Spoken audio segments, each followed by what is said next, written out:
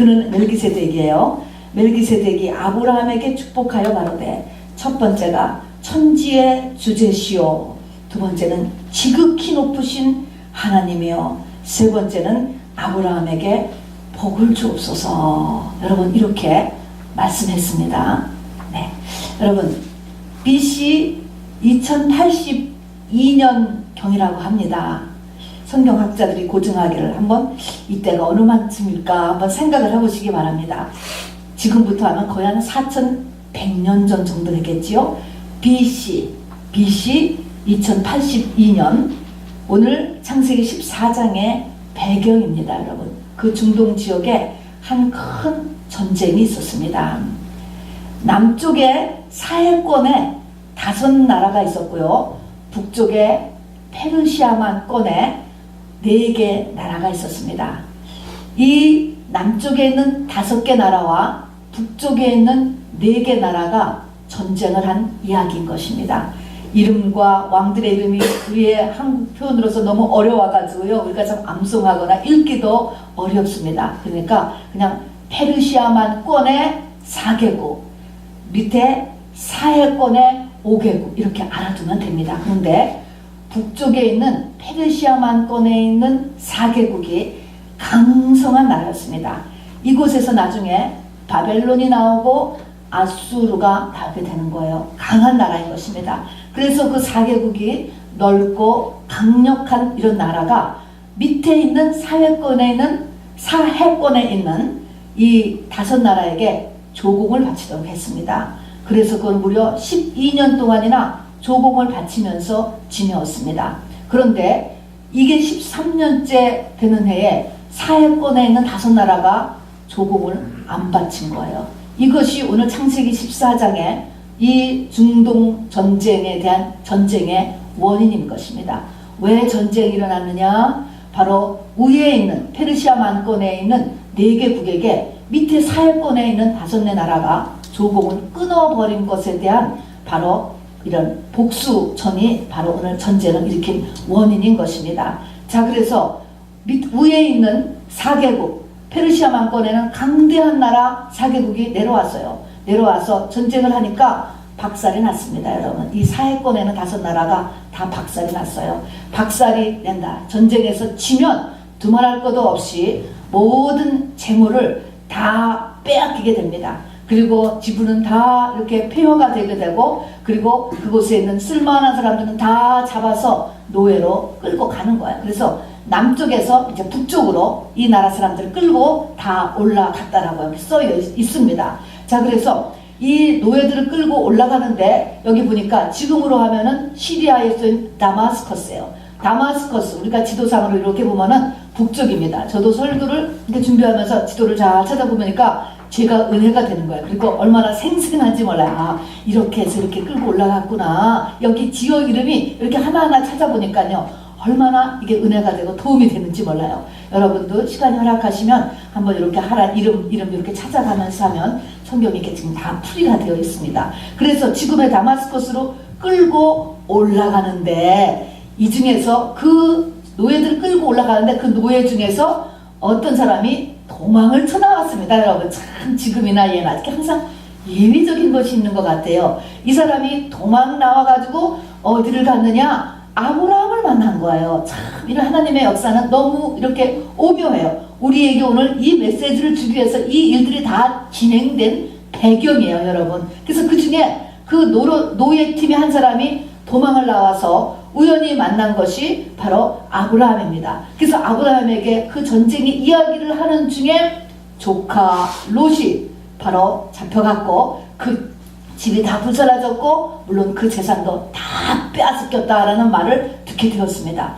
이게 보통 조카가 아니거든요. 아브라함, 자식이 없었던 아브라함에게는 이 조카 롯이 자기 아들같이 사랑하고 귀하게 여겼던 이런 조카였습니다. 그러니까는 아들을 잊어버린 거하고 똑같은 것입니다. 그러니까 이 아브라함이 나섰습니다. 근데 사실 나섰지만 이게 이길 수 있을 것 같아요. 저 페르시아만의 아수르 바벨론을 탄생시킨 강대한 4개국입니다. 그게 내려와서 이 남쪽의 사해권의 5개국을 박살을 냈다니까요. 그런데 이게 아브라함이 가서 붙었다고 뭐가요? 그러면 될 것 같아요.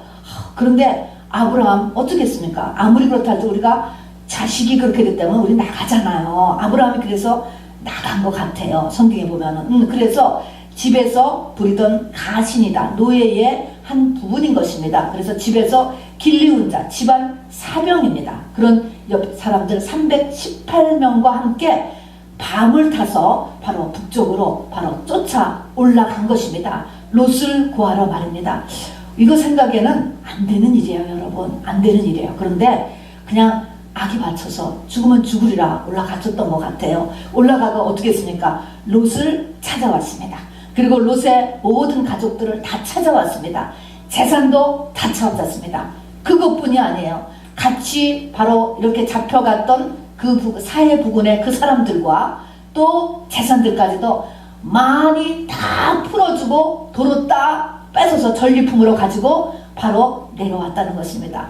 정말 의기양양하고요. 와, 아브라함 참 진짜 아브라함 정말 실력 있고 능력 있다. 그런 거예요, 여러분. 잘한 거지요. 그래서 어깨에 힘을 주고 당당하게 돌아왔습니다, 여러분. 승리한 거예요, 여러분. 자, 그래서 승전가를 부르면서 이제 돌아오는데 두 왕의 환영을 나왔습니다, 여러분. 두 왕을 맡게 되는 거예요.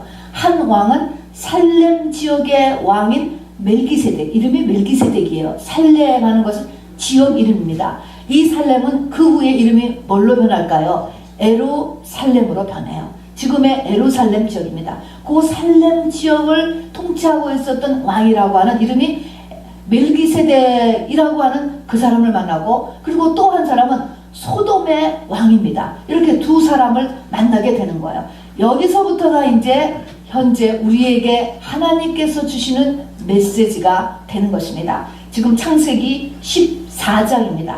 창세기 12장에서 아브라함이 부름을 받아요. 아브라함은 갈대와 우르 지역에 그 아버지는 우상을 팔아 만들어 먹고 사는 지극히 평범한 한 사람에 불과했습니다. 여러분, 그 사람이 어떻게 믿음의 조상이 되고 바로 복의 근원이 되느냐라는 것을 지금 시작하는 것입니다. 어떤 일을 통해서 일어나는가라는 것을 보여주는 거예요.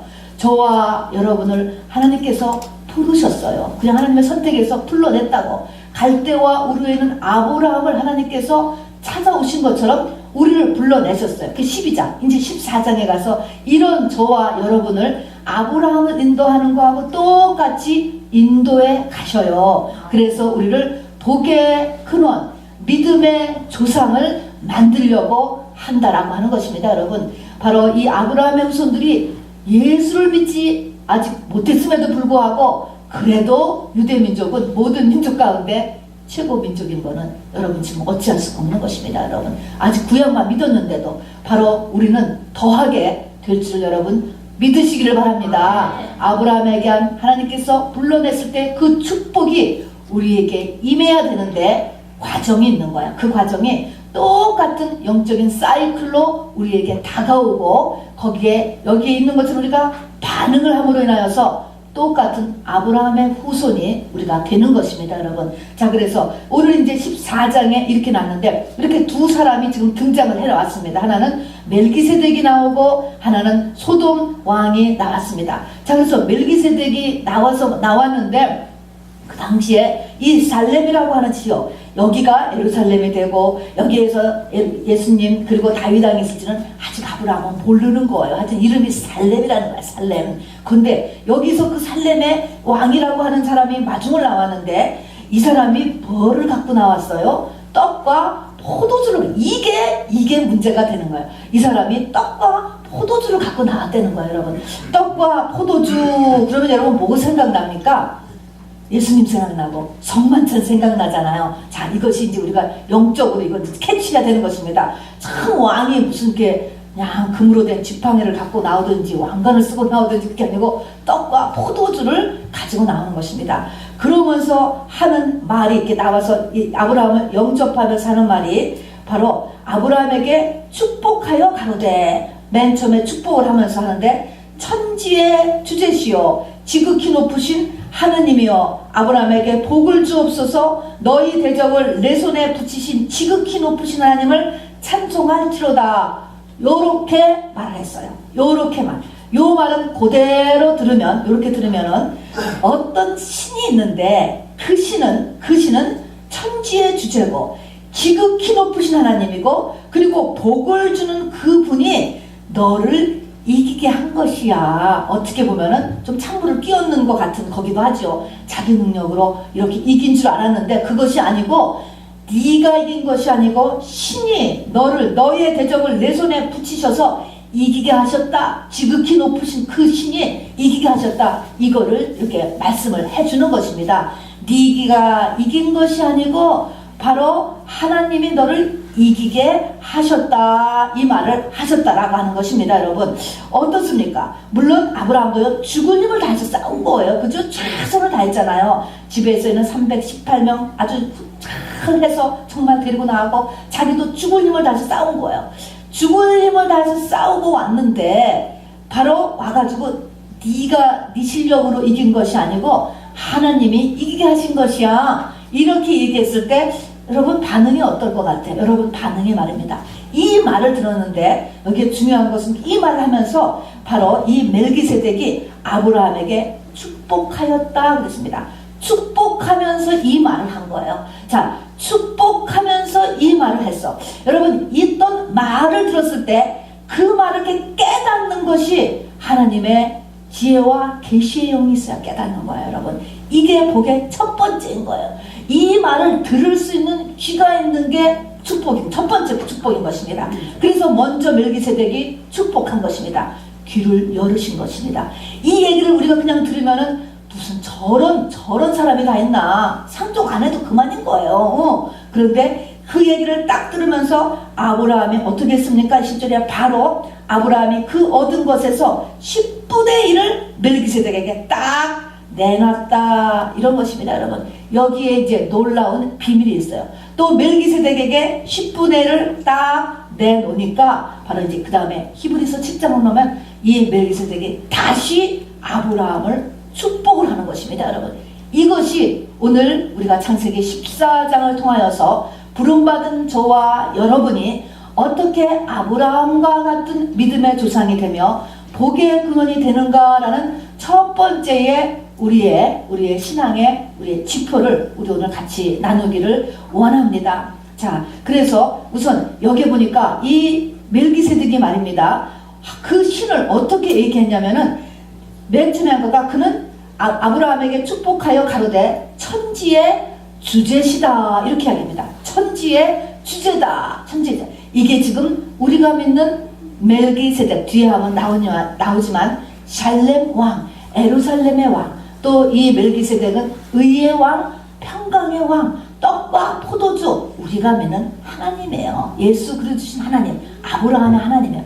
그 하나님은 첫 번째가 어떤 존재냐 하면은 바로 천지의 주제다. 만유의 주제, 우리 찬양도 있잖아요. 만유의 주제, 존귀하신 예수 하는 것처럼 천지의 주제라고 하는 것이 뭐냐면 포제스하고 있다. 그런 것입니다. 하늘을 갖고 있고 그리고 땅을 갖고 있는 것. 하늘의 주인, 땅의 주인, 포제스, 주제라는 것이 그러니까 소유권을 얘기하는 것입니다. 땅이 하나님의 것, 바로 하늘이 하나님의 것, 그 안에 있는 모든 것도 하나님의 것, 누구 건지라는 것을 정확하게 이야기하는 거예요. 하나님, 다 하나님 거인 거예요. 하나님 것, 하나님 것. 하나님 거면 나중에 우리가 신부가 되면 부부는 일심동체라서 부인 것도 돼. 또 아들이 되면 뭐예요? 상속자가 되어서 아들 것도 돼. 자녀 것도 되는 거예요. 만유의 주제, 천지가 다 내 것이에요, 여러분. 그래서 다 우리 것인 것입니다. 그래서 맨 처음에 하는 말씀이 바로 천지의 주제시오 이야기했습니다. 두 번째는 지극히 높으신 분이다. 여러분 높아지시고 싶으시면 여러분 하나님을 잘 믿으시면 높아져요. 어디서든지 높아져요. 여러분 학교에서도 높아지고 사업에서도 높아지고 그룹에서도 높아지고 가문에서도 높아지게 되어 있는 것입니다. 그분을 따라서 그분은 지극히 높으신 분이기에 그렇게 우리도 그걸 따라가면 높아진다니까. 하다못해 베이커리를 하나 해도 정말 최고로 맛있는 빵을 굽는 베이커리가 된다니까요. 이렇게 높아지는 거야. 그래서 지극히 높아주시는 분. 그리고 세 번째는 복을 주시는 분이에요. 이 복이라고 하는 것은 영과 혼과 육을 다 포함하는 복을 이야기하는 거예요. 마귀는 거짓 복이에요, 여러분. 복은 복이라고 부를 수도 있지요. 이 땅의 것을 줄 수 있습니다, 여러분. 충분히 줄 수 있어요. 내면의 템퍼러리 평강도 줄 수 있어요. 그러나 진짜 복이라고 하는 것은 영과 혼과 육의 복이에요. 그냥 우리는 이 복을 추구해야 되는 거예요. 복을 추구하는 것은 절대로 나쁜 것이 아닙니다, 여러분. 피조물이 복이 없으면 살 수가 없는 거예요, 여러분. 이 복이라고 하는 피조물이 받아야 되는 이 보이지 않는 힘인 것입니다. 이거를 주는 분이 누구냐면은 바로 이 하나님인 거예요. 우리가 믿는 이 하나님이 이 세 가지의 하나님이다라는 것을 잊지 마시기 바라요. 그래서 이 멜기세덱이라고 하는 사람이 와가지고 천지의 주제요 지극히 높으신 분이요 아브라함에게 복을 주는 그분이 너를 이기게 한 거야, 이렇게 지금 말씀했다고요. 자, 그러면 이 멜기세덱이라고 하는 사람이 그렇게 말을 했는데 이 말에 크리덴셜이라는 게 있지 않습니까? 누가 말했느냐? 이게 소돔왕이 얘기했다고 하냐? 또 이게 하지만 뭐 얼마나 믿겠어, 소돔왕이 얘기했다만. 그러니까 물론 성령의 감동을 따라서 얘기한 것도 있지만 이 말을 누가 했느냐, 이 말이 얼마나 진리냐, 진짜냐 라는 것을 우리가 좀 확인하려고 하는 거예요. 멜기세덱이라고 하는 사람이 누구냐라는 거야. 도대체 그냥 살렘이라고 하는 지역의 그냥 왕이야? 그럼 우리가 사람이잖아요. 그냥 사람이 말한 것, 그것보다 더 중요하다라고 하는 말씀인 것입니다. 그래서 히브리서 7장을 가서 보니까 멜기세덱을 해석하면은 의의 왕이요, 그 다음에 살렘의 왕인데 평강의 왕이다, 이렇게 했습니다. 의의 왕, 멜기세덱, 세덱 하는 것이 의고요, 멜키 하는 것이 왕이래요. 그래서 멜기세덱 하면 의의 왕, 뒤집혔죠 말이. 세덱이 바로 이게 의라는 것입니다. 그래서 의의 왕. 근데 의의 왕이면서 곧바로 뛰어나오는 것이 바로 평강의 왕, 의의 왕이고 평강의 왕인데 그가 에루살렘이라고 하는 지역의 왕이다, 이렇게 이야기했습니다. 의의 왕과 평강의 왕이 붙어 있어요. 이때 여러분 평강, 평화, 샬롬이라고 하는 의미는 성경에서 구약에서 나오는 모든 샬롬, 평강, 평화는 무슨 평화냐 하면은 하나님과의 평화라는 것을 잊지 마시기를 바랍니다. 여러분, 사람 사이의 평강은 그 다음의 문제예요. 여러분, 나와 나 사이의 평강도 다음의 문제야. 항상 평화 나오면 하나님과 인간 사이의 평화, 하나님과 나 사이의 평강을 나타내는 것입니다. 그러면 하나님과 나 사이의 평강이 이루어지려면 뭐가 있어야 되느냐? 중간에 죄가 가로막히기 때문에 의가 있어야 되는 거예요. 누군가가 죄물이 돼서 죽어야지만, 누군가가 죄물이 되어서 죄를 없애줘야만 평강이 이루어지는 것입니다. 그러니까 이 멜기세덱이라는 사람이 바로 살렘 지역을 통치했는데 의의 왕이요 평강의 왕이다 붙어 있어요. 그거는 샬롬, 하나님과 바로 사람을 이어주는 역할을 하는데 동시에 자기가 또 의가 되는 거야. 예수 그리스도의 십자가의 죽으심을 나타낼 것을 이야기하는 것이죠. 그러니까 본인이 죽음으로 인하여서 바로 하나님과 인간 사이를 화목시키게 하면서 그 지역의 왕으로서 통치하는 이런 존재, 누굽니까? 예수님이시죠. 두말할 것도 예수님을 이야기하는 것입니다. 그런 왕인데 그는 아버지도 없고 어머니도 없고 족보도 없대. 왕이 족보 없는 왕이 어디 있겠어요? 사람이 부모 없는 사람이 어디 있겠습니까? 신비의 인물이에요. 신비의 인물. 이 멜기세덱은 유대인 모두에게 매우 유명한 인물인데 신비의 인물이라니까. 모세나 다윗이라든가 엘리야는 확실하게 부모가 있었어요. 그리고 이렇게 되다가 이렇게 돌아가신 그것이 나와 있는데 멜기세덱은 이렇게 족보도 없고 아비도 없고 어미도 없고 시작한 날도 없고 끝도 없는 존재라는 것입니다. 여러분, 그냥 공중에 나타났다가 그냥 그대로 없어지는 그러한 존재의 왕인 것입니다. 자, 그래서 우리가 이렇게 보면은 어쨌든 아브라함하고 동시대에 살았던 사람이에요. 멜기세덱을 만났으니까 말이니까 분명히 동시대 사람인데도 불구하고 바로 이분이 이렇게 부모도 없고 바로 끝도 없고 하는 이런 신비의 인물로서 나왔습니다. 이분이 아까 얘기했지만 누구라고 얘기했죠? 예수님, 근데 예수님은 언제 태어났습니까? 실제적으로 예수님은 이 아브라함이 있었던 이때보다 2000년 뒤에 지구상에 나왔다고요. 그 지구상에 2000년 전에 이미 또 이렇게 나타났어요. 여러분, 이 얘기를 보니까 이건 확실하게 의의 왕, 평강의 왕, 살렘 왕, 아비도 없고 어미도 없고 족보도 없고 시작한 날도 없고 끝도 없고, 그러고 보니까 바로 우리가 딱 보니까 예수님이잖아요. 그런데 나오기는 2000년 전에 계셨다가 2000년 후에 진짜로 또 나타나셨단 말입니다. 그래서 이렇게 얘기했는데, 여러분, 이것이 사복음서에 보면 써 있어요. 요한복음 8장 56절에 보면은 예수님하고 유대인하고 이 막 디베이트 하는 게 나와요. 그런데 예수님이 이렇게 얘기하는 거예요. 아브라함이, 왜냐면 유대인들은 아브라함을 최고로 중요한 사람으로 치거든요. 그 다음에 다윗이거든요. 아브라함이 나를 보고 기뻐하였느니라, 이렇게 예수님이 말했거든요. 아브라함이 나를 보고 기뻐한다. 그게 말이 돼요, 여러분? 2000년 전에 계셨던 분이에요. 이 사람, 2000년 전에 살았던 사람이 아브라함인데, 아브라함이 예수를 보면서 기뻐했다. 여러분, 한번 제가 2000년 전에 살던 바울, 우리 성경 사도 바울을 내가 만났어. 그리고 사도 바울이 나를 보고 기뻐했어요. 이렇게 얘기한다면 여러분 어떻게 생각할 것 같아? 진짜 미쳤구나. 확실히 미쳤죠. 제가 바울을 실제 만나서 바울이 나를 보고 기뻐했다니까요. 이렇게 만나면 100% 미친 거잖아요. 미쳤다 그럴 거 아닙니까? 지금 그 얘기가 그렇게 됐어요. 예수님이 내가 아브라함을 만났는데 아브라함이 나를 보고 기뻐했다. 이렇게 얘기했습니다. 그러니까 유대인들이 하도 기가 막혀서 첫 번째 하는 말이, 네가 50살도 안 됐는데, 네가 지금 2050살이냐? 2050살도 아니고 50도 안 되었는데, 지금 요한복음 8장 50절 제가 그대로 말씀드리는 거예요.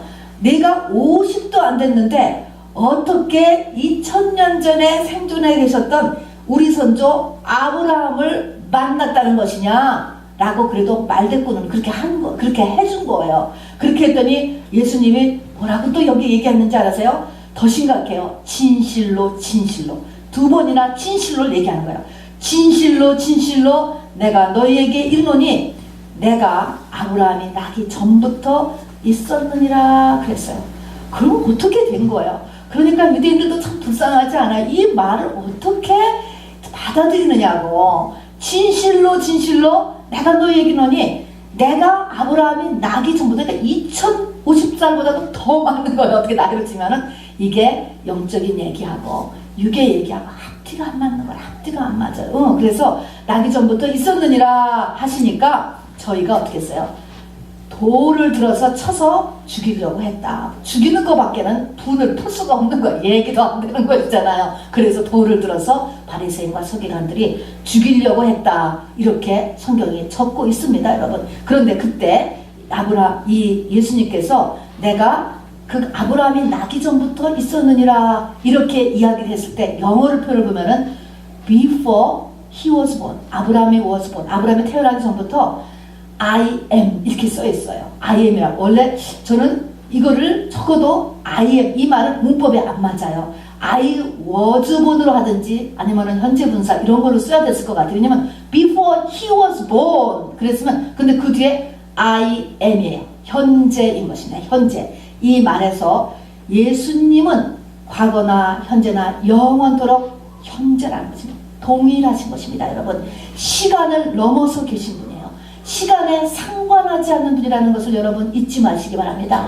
지금 이 자리에도 동일하게 예수님이 안 보여도 계신 거예요. 영적인 원리는 동일하게 바로 이 미국 땅 2015년에도 I am 현재형으로 여러분 진행된다는 것을 잊지 마시기 바랍니다. 이게 믿음입니다, 여러분. 그래서 우리 오늘 이 메시지에서 우리 첫 번째 받아야 되는 메시지가, 우리 하나님은 시간을 넘어서 항상 현재로서 우리 예수 그리스도는 어제나 오늘이나 영원토록 동일하시다. 영적인 원리가 동일하다라고 하는 그 믿음을 받아들여야 돼요, 여러분. 지식이 아니에요. 실제로 받아들여야 된다고. 이것이 화딱지가 나서 돌로 쳐 죽이면 안 돼요, 여러분. 자, 그래서 이렇게 항상 살아계신, 보이지 않고 잡히지 않지만 그 주님을 여러분 붙잡으시기를 바랍니다. 자, 그래서 이 멜기세덱이 예수님이라고 얘기했습니다. 그러니까 아브라함이 예수님을 만난 거예요. 진짜로요. 예수님이 우리의 메시지를 위해서 지금 처음 믿음의 조상으로 부름받은 아브라함에게요, 한번 이렇게 나타나셨어요. 여러분, 놀라운 거예요. 그리고 2000년 뒤에 또 이렇게 진짜로 또 모든 사람이 보게 태어나셨습니다. 여러분, 육으로. 자, 그래서 이것이 예수님이 나타나신 것이다 라고 이렇게 저는 하는데, 여러분들 제가 지금 하는 말에 대해서 이렇게 공감이 올지 모르겠어요. 예수님이 나타났다라고 하는 말, 저는요 거의 한 30년 전쯤인데 천사를 제가 만난 것 같은 이런 생각이 제 마음에 이렇게 확실히 듭니다. 어떤 일이 있었냐면요, 거의 30년 전에 제가 경수하고 성수가 그때가 3살 1살 꼬맹이였어요. 그럴 때 저 시카고에 중에서도 아주 변방 지역에 있는 그 친척을 제가 겨울에 방문한 적이 있었습니다. 저희 남편은 딴 곳에 있었고, 근데 시카고는 눈이 정말 아주 폭설이 무섭게 오는 지역이라고 그러더군요. 그런데 그 친척집을 방문했는데 밤에 그러니까 어디를 가야 됐습니다. 그래서 운전을 하고 애들 둘을 데리고 가는데요, 이게 집이 하나도 없어요. 이렇게 산길이에요. 아주 시골이기 때문에 거기를 가는데 눈이 오기 시작하는 거예요. 근데 정말 그렇게 무서운 눈은 저는 여기 뉴욕과 메릴랜드에서 그렇게 무서운 눈은 저는 처음 봤어요. 제가 눈에 이게 포비아가 있습니다. 너무 무서웠어요. 근데 눈이 오는데 정말 1시간 만에요, 무릎까지 쌓여요. 그리고 그렇게 늦은 시간도 아니었는데 하늘이 까매지는 거야. 눈이 어찌나 많이 오는지. 그렇게 하는데 그러면서 기온이 확 떨어지는 거야, 이 시카고에. 그렇게 하는데 차가 멈췄어. 안 가. 그러면서 추위가 몰려오고 인별 주변에는 아무도 없어요. 아, 그런 거니 뭐 죽는 수밖에. 그러니까 점점 가만히 차에 어떻게 할까 하고 있다 보니까 차가 점점 식어지잖아요. 기온이 막 떨어지기 시작을 하니까 그때 바깥 온도가 나중에 알고 보니까 냉장고 온도래요. 그래서 나가면은 그러니까 냉장고의 냉동실 온도로 떨어졌다라고 하더니, 그러니까 나가면 그대로 그게 동상에 걸리는 그렇게 기온이 내려갔었습니다. 그러니까 어쨌든 나가봐야 되겠다 해가지고 무조건 애한테 성수는 없고, 그리고 경수는 그냥 걸려가지고 조그만 애가 3살짜리 걸려서 무조건 그냥 걸어 나간 거예요. 걸어 나가면서 아, 정말 죽을 수도 있겠다, 죽겠구나라는 생각이 저한테 들었었어요. 적어도 이 중에 한 명은 죽겠다라고는 이렇게 생각이 이렇게 들게 되었는데, 여러분, 얼어 죽는 것도 굉장한 통증이 있는 것 같아요. 어니까요, 굉장히 아파요, 여러분. 이 모든 게 다 아프고요, 몸이 막 아프기 시작하는데, 그때는 핸드폰이 없었을 시대예요, 여러분. 아무도 없는데 그렇게 한참을 가서 죽나 보다 했는데 어느 집이 하나 보였어요. 그래서 죽을 힘을 다해서 그 집을 가서 문을 두드렸더니 한참 만에 어떤 그냥 마치 이 너싱홈에 계신 분 같은 그런 노인분 한 분이 하얀 할아버지가 나와가지고 문을 열어줬어요. 그래서 무조건 들어가서 거기에 있다가 몸을 눕히다가 새벽에 연락이 돼가지고 이제 제가 죽은 줄 알았대요. 정말 그때 헬리콥터가 다 날랐었어요. 그래가지고 제가 이제 찾아서 갔습니다. 셋 다 살았습니다, 여러분. 그런데 제가 이 충격에서 벗어나서 며칠 뒤에 그 할아버지한테 감사를 전하려고 정신이 없으면 그냥 나왔거든요. 전하려고 아무리 그 주변을 뒤지는데 그런 집이 없는 거예요. 그런 집이 없어요, 물론. 그래서 찾다 결국은 제 생각에, 그리고 지금도 그는 천사였던 것 같아. 천사. 그래서 그냥 제 생각에 천사로 생각하는 거예요. 천사. 이렇게 천사가 우리의 삶 가운데 여러분 동원돼요. 여러분의 삶 가운데도 천사가 동원됩니다. 천사가 사람의 현현을 입고 또 이 땅의 모든 물체를 다 동원해서 여러분 역사합니다. 그래서 저는 이것이 예수님이 바로 이렇게 아브라함에게 나타났다라는 것이 possible. 라고 이렇게 저는 이렇게 보여지는 거예요. 그래서 이렇게 이제 예수님께서 아브라함에게 우리 후대에 영적인 교훈을 내서 나타나신 것입니다. 자, 근데 그래서 이거 네가 쌓은 것은 네 실력이 아니고 하나님이 이기게 한 것이야. 이 말을 딱 했더니 아브라함이 그 말을 딱 받아들였어요. 그리고 받아들인 다음에 무엇을 반응했습니까? 바로 진리가 이 아브라함에게 임한 거예요, 여러분. 진리가, 이 계시가 임해야 진리가 임해요. 아무리 말로 해도 이거는 이론이 되지 않는 거야. 이게 이론이 되냐고. 사람의 생각 가지고는 안 되는 거예요. IQ로도 안 되고 인간의 경험으로 안 되는 것입니다. 이거를 딱 듣고 듣고서 아브라함이 11조를 바로 드렸다라는 것입니다. 이게 진리의 반응인 것입니다. 진리의 반응이에요. 자, 그렇게 누가 이 멜기세덱이 11조를 내놓으라고 하지 않았습니다. 전리품을 내놓으라고 하는데, 근데 딱 내놨어요. 내놓으니까 거기에 또 지그재그로 딱 맞춰서 그 멜기세덱이 그에게 복을 빌었다. 그때부터 이제 두 번째 복인 것입니다. 첫 번째 복은 이 진리의 세계를 알아듣는 칩을 사람 속에 넣는 게 복이야, 여러분. 그게 복이야. 알아듣는 게 복이야, 여러분. 두 번째는 알아듣는 다음에 여기에 대한 내가 그걸 알아들어서 반응을 해야 되는 거예요. 그 반응이 뭐냐? 11조인 것입니다, 여러분. 11조라니까 그 다음부터 복을 드렸습니다. 복을 이제 기적으로 복을 준 것입니다. 자, 그래서 이 11조라는 것은 바로 그 뒤에 400년 뒤에 모세에 의해서 율법으로 주어지기 이전에 율법, 그러니까 11조는 율법이 아니에요. 율법이기 전에 바로 그 훨씬 400년 전에 최초의 믿음의 조상 아브라함에게 바로 너는 내 것이다 라고 하는 사인인 것입니다. 멜기세덱은 아까 떡과 포도주를 가지고 나왔기 때문에 내 영혼과 그리고 이 땅의 삶 전체에 대한 구세주를 상징하는 것입니다. 그래서 네가 잃어버렸던 바로 관계, 재산, 사랑 다 찾아주는 것으로 당시에는 나타났지요. 네가 잊어버렸던 것을 에덴을 회복시켜주는 이런 일도 했지만 더인 것은 떡과 포도주, 십자가상의 죽음으로 인해서 우리의 영혼을 천국으로 인도하는 더 중요한 일이 있지 않습니까?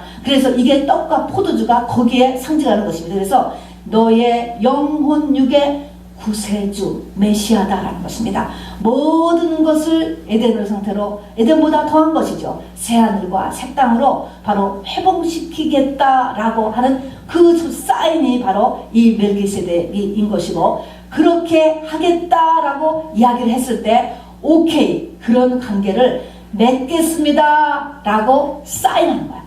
오퍼가 들어왔어요. 택함을 받은 사람에게 하나님의 오퍼가 들어왔을 때 그 오퍼에 대해서 내가 그렇게 하겠습니다 라고 사인하는 게 뭐라고요? 11조를 드리는 것입니다, 여러분. 그래서 이 11조가 얼마나 중요한지 모릅니다. 그러니까 예수 그리스도가 나의 구세주인 것을 고백하는 신앙 고백인 것입니다. 신앙 고백. 자, 그래서 하나님은 우리에게 지난 금요일에도 얘기했지만 일방통행이 아니에요. 항상 양방통행인 것입니다. 바로 하나님도 인격체, 우리도 인격체이기 때문에 나를 사랑하는 자들이 나의 사랑을 받고, 이때 나는 하나님이에요. 나를 간절히 찾는 자를 내가 만나리라. 내가 한 것만큼 주님이 다가오는 것입니다, 여러분. 복을 받으려면 복 받을 일을 해야 복이 오는 거예요, 여러분. 거저가 아니에요, 여러분. 어떻게 하면 복을 받는다라는 것이 성경에 나와 있어요. 구하라 그러면 주실 것이요. 너희 중에 고난당하는 자가 있느냐? 저는 기도할 것이요. 고난을 이길 수 있는 힘을 주시고 고난을 해결해 주시는 거에 하나님의 방법을 제시했어요. 기도하라, 이런 것입니다.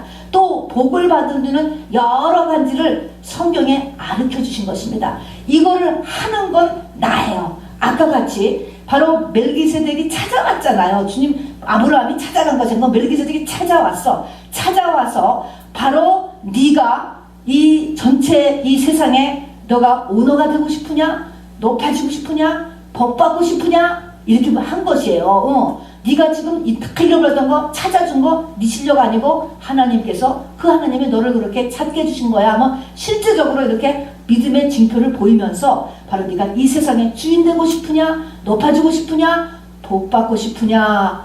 라고 이렇게 이야기를 했을 때 바로 오케이, 그렇게 하겠습니다 하고 내놓는 미리 사인이 11조라고 성경이 이렇게 이야기하는 것입니다. 자, 그래서 이렇게 하나님과 우리가 서로 자유의지를 가진 존재로서 인격체로서 나간다고 했습니다. 하나님께서 아무리 기다리고 아무리 나를 놓고 하고 아무리 나에게 경고하고 막 해서도 내 쪽에서 반응 안 해. 거꾸로 짓해 하면 어떻게 한다고 했습니다.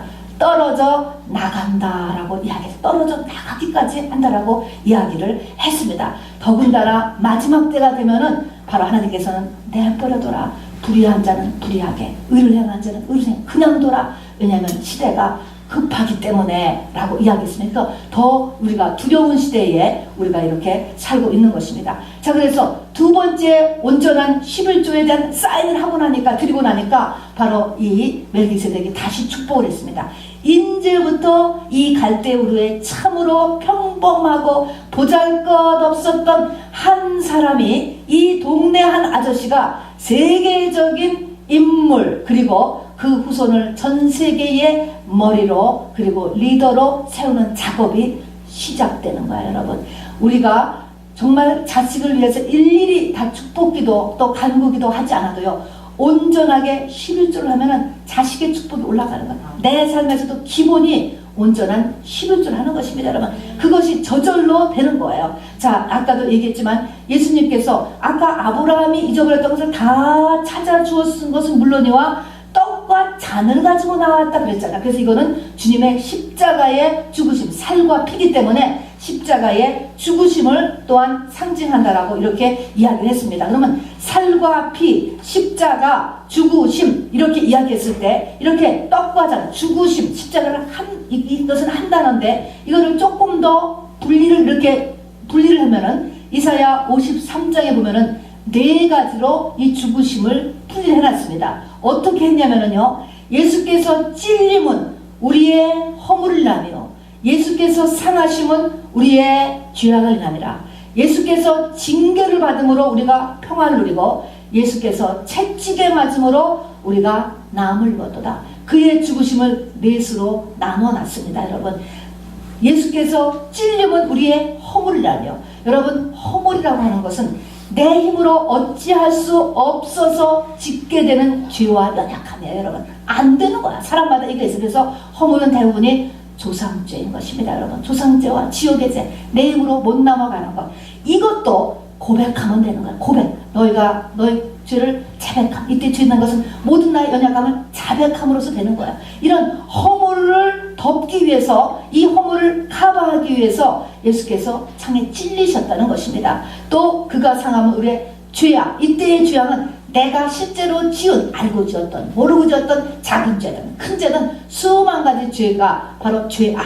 아까는 허물, 이거는 내가 내 능력으로 안 되는 것. 그 다음에 죄악은 내가 한 것. 그 다음에 예수께서 징계, 채찍을 받음으로 우리가 평안을 누리고, 하나님과의 관계가 회복되고, 이웃과의 관계가 회복되고, 또 그가 채찍에 맞음으로 우리가 나음을 입었더라. 나음, 여러분, 병같이 괴로운 게 어디 있습니까? 내면의 병, 육신의 병, 이거 예수께서 채찍에 맞음으로 우리가 나음을 입었도다 라고 이야기했습니다. 예수님께서 너희가 겨자씨만한 믿음이 있어도 산을 들어 바다에 던진다 라고 이야기했습니다. 이 말씀을 마음속 깊은 곳에서 묵상을 하는 거예요. 묵상을 하면 이렇게 우리의 허물과 우리의 죄악과 우리의 모든 관계의 브로큰과, 그리고 육신과 내면의 병이 치료될 수 있어요, 없어요? 치료가 되는 거예요. 겨자지만. 그런데 아까도 얘기했지만 우리가 한 가지 잊지 말 것은, 치료되기를 원한다면 한 가지 사인을 좀 하고 하셔야 되는 거예요.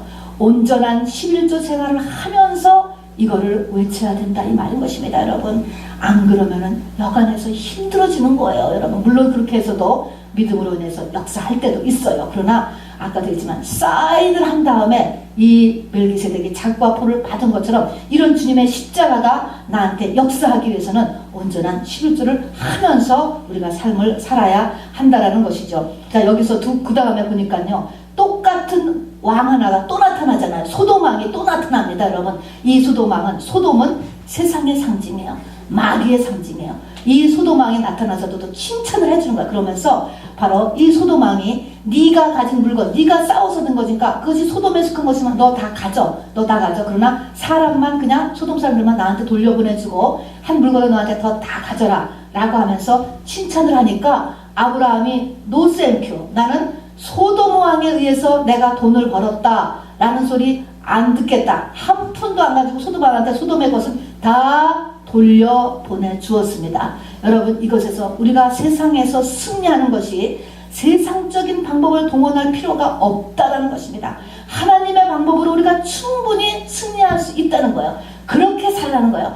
안 되니까 세상 방법을 동원하여서 거짓말도 하고 비리도 하고 여러 가지를 하면서 그냥 하나님께서 해주시지 않을까? 여러분, 그렇지 않다는 것입니다. 여러분, 더 기도하고 올바른 하나님의 방법으로 우리가 세상에 승리할 수 있다는 것을 또하게 얘기하는 것입니다. 그래서 소돔왕을 깨끗이 아브라함이 금을 커서 내보내버렸습니다. 그리고 이렇게 살렘 왕하고 딱 컨트랙을 바로 이렇게 맺은 이 아브라함, 여기서부터 이제 아브라함이 동네 노인이 세계적인 인물로 바로 저주의 후손이 바로 놀라운 이렇게 믿음의 조상으로 복의 근원으로 올라가는 일이 일어나게 되는 것입니다. 여러분, 우리가 조상 죄를 우리가 자식에게 넘겨주지 않기 위해서 얼마나 몸부림을 칩니까? 그것을 하기 위해서는 반드시 온전한 11조를 해야 되는 거예요. 이 아브라함이 조상죄를 끊는 거가 여기에서 끊어지는 거예요. 하나님 이걸 끊기 위해서. 아까 왜 그랬어요? 바로 이 멜기세덱은 아비도 없고 어미도 없고 그랬습니다. 새로운 우리가 세대가 되는 거예요.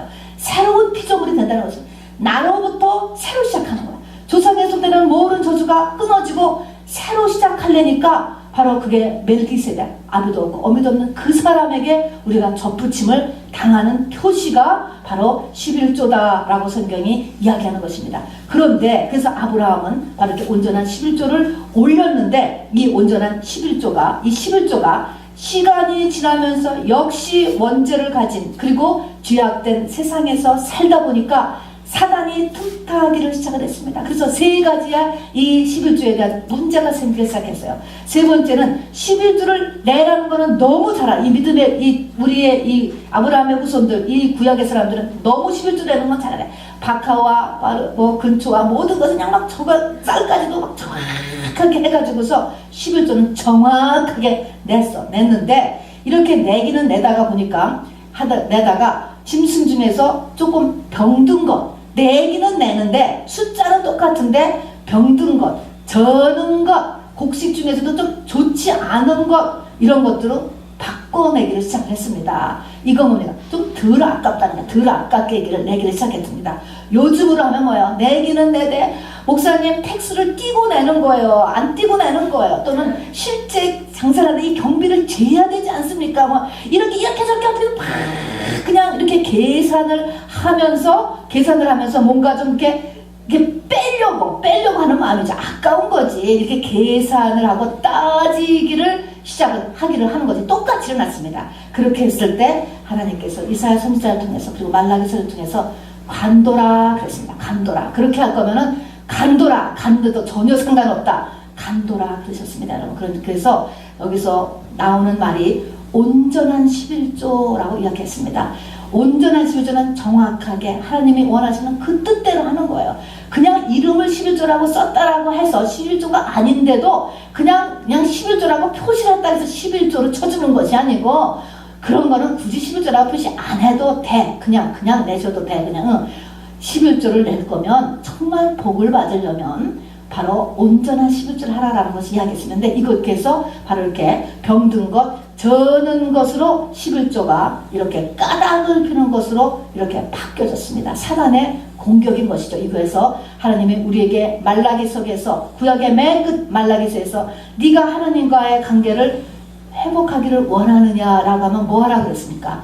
11조 하라. 이것이 창세기 14장하고 맞먹는 것입니다. 이게 우리의 사인인 거예요. 우리가 신약에 들어오니까 입으로 시인하고 마음으로 믿으면 구원을 얻으리라 이렇게 해서 구원을 굉장히 쉬운 건 줄 아는데 쉽지요. 마음으로 믿는다는 게 뭐야? 입으로 시인하는 건 그대로 쫓아갈 수 있습니다. 그러나 마음으로 믿는다는 것은 무엇로 표시됩니까? 온전한 11조로 표시되는 거예요. 내 마음 있는 곳에 물질이 있다는 것처럼 그게 마음에 믿는 거예요, 여러분. 그냥 안 보이니까 그냥 입으로만 하면은 여러분 다 그것이 구원의 이루는 줄 알지만 안 된 것입니다, 여러분. 그렇게 해서 이렇게 온전하게 11조를 드리는 일을 하라고 이야기했고 두 번째에 이 11조가 이렇게 이 사단에 끼어든 두 번째는요. 11조는 열심히 해. 그런데 그 외에 내가 하나님이 원하시는 하나님의 형상으로 가는데 필요한 이거 외에도 다른 것들이 있습니다. 그것이 뭐냐면 의와 인과 신이라고 묘사했습니다.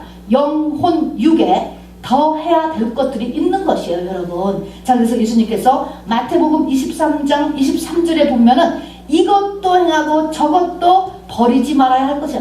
두 가지를 같이 해야 된다는 것입니다. 온전한 11조도 꼭 하고 그 외에 내가 하나님의 원하시는 그 하나님의 형상을 따라서 가야 되는 많은 부분들이 있지 않겠습니까? 여러분, 기도도 해야 되고요, 헌신도 해야 되고요, 성경도 읽어야 되고, 또 인격된 문제 여러 가지들이 있는데 이런 것에도 다 신경을 써야 되는 그것이 의와 인과 신이에요. 영혼육. 그러니까 신앙생활 전체, 성경 전체 아닙니까? 이것에서 11조와 그 외의 것을 이렇게 두 개로 구별한 거예요. 크게 보면. 그러니까 이쪽만 하고 이쪽을 안 해도 안 되고, 이쪽만 하고 이쪽이 또 무시돼도 똑같이 안 된다는 거예요, 여러분. 그래서 마태복음 23장 23절에 보면은 이것도 행하고 저것도 버리지 말아야 할 것이니라 라고 하면서 11조에 대해서 이야기하면서 이 말하면서 23절 24절에 바로 나오는 게 뭐냐면 소경된 인도자요, 이렇게 이야기하는 거예요. 소경된 인도자요, 하루살이는 걸러내고 약대는 삼키는도다, 이 말인 거예요. 이게 바로 11조하고 붙어 있는 말씀인 것입니다. 어느 교회나 어느 봉사 어느 목사가 11조를 강조했다라고 해서 막 잘못된 목사들이 있지요.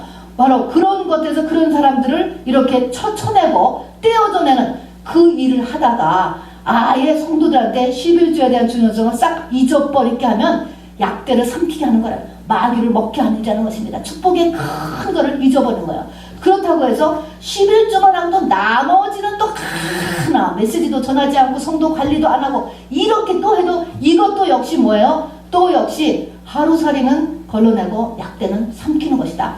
굉장히 중요한 것이죠. 그래서 이 두 가지가 우리의 신앙생활에 크게 분리하면 이 두 가지가 신앙생활의 내용이 되는 거예요. 그러니까 우리가 지금 신신학이라고 하는 것, 자유주의 신학, 인본주의 신학으로 인하여서 이 11조가 지금 없어져 가려고 그래요, 여러분. 이것이 약대를 삼키는 일일 수 있다는 것을 여러분 믿으시기를 바랍니다, 여러분.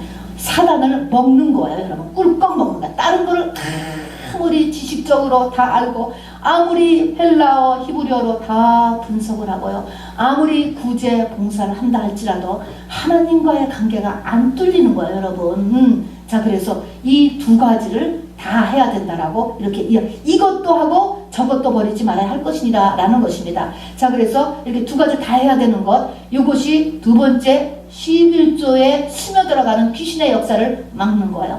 세 번째 스며들어가는 11조에 스며들어가는 이 역사는 말입니다. 11조를 잘 냈어요. 사람들이 잘 냈어. 그러니까 때에 따라서 이 시대적으로 또 지역적으로 이 성전이 엄청 부자가 됐습니다, 여러분. 그랬더니 바로 이것이 잘못 사용되었던 것입니다. 성경의 레위기, 신명기, 민수기는 정확하게 이 11조가 무엇에 쓰여져야 되느냐, 레위인의 생계비, 성전 운영, 그리고 객과 고아와 가부를 위해서 쓰라고 정확하게 명시가 되어 있어요. 그런데 이것이 바로 이 목회자들이 사치하고 재산을 축적하고 이런 쪽으로 바로 가서 이스라엘이 멸망할 때쯤에 아모스서에 보면 그것을 질책하는 것, 말라기에서도 이 제사장들을 질책하는 것들이 많이 나오게 되는 것이고, 바로 지금의 우리 한국교회도 이 부분을 바로 하나님 앞에 회개를 해야 되는 부분에 들어가는 것입니다.